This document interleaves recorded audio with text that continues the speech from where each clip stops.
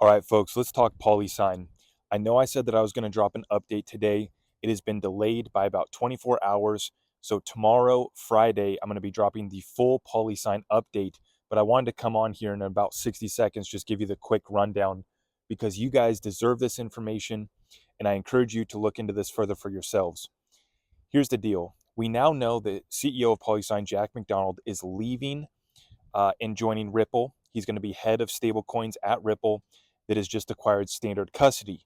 Standard Custody was one of the entities part of this whole Polysign entity, is what I'm going to call it. But when you look deeper, there's actually about 6, 7 entities that I've been able to find when you include MG Stover, AtomicNet, Standard Custody, and then there was about three or four different Polysign entities as well.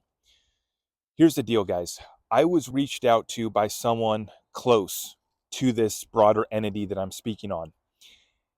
It's not looking good. From what I understand, and what's mostly all public now, you guys can look all this information up for yourselves, and it's going to be in my full update dropping tomorrow.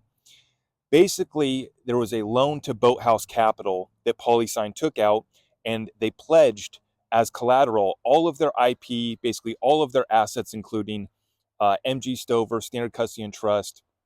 And so Boathouse Capital, the ones that gave them this loan, they were calling it due. They were foreclosing on this debt and basically forcing the sale of all of Polysign's assets. This whole process is now done. Polysign has been split off. MG Stover was acquired by Boathouse Capital. Standard Custody and Trust was acquired by Ripple. And that's massive for Ripple, by the way. This is so bullish for Ripple and that thesis over there. The licenses that Standard Custody and Trust holds in New York, massive. Here's the problem, though. Ripple acquired Medico, which is the technology, the software for this custody solution, right? They're going to be using Medico's technology, and they're going to be doing so with the Standard Custody and Trust entity, right?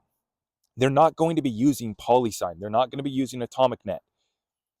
My source tells me that there was nearly no customers, that there was maybe a few, not much was being sold, and contracts were not being signed for Polysign AtomicNet. This is what my source is telling me. This is what I'm going to continue to be researching right now. My main question is, what's going to happen to investors? We know that trading is no longer available on Link2, or it's been paused temporarily. We want a response, from Jack. It would be great to hear from Jack as far as what the plan is going to be. What is left in Polysign as far as the IP, the patents? In the video that's going to be dropping tomorrow, you'll be able to see they do hold patents. There is technology. There is a white paper.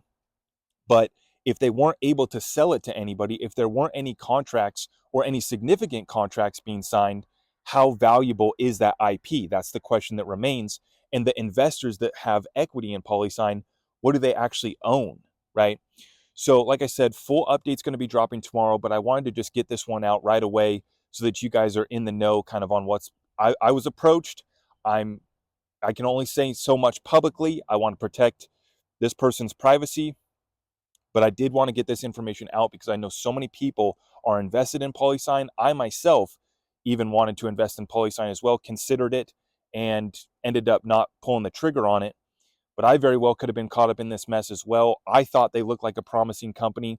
And as CEO Jack McDonald kept on saying, they were really, building, and looking for some sort of tuck-in acquisition from a big bank or institution that instead of building this technology themselves would just buy Polysign and take them in.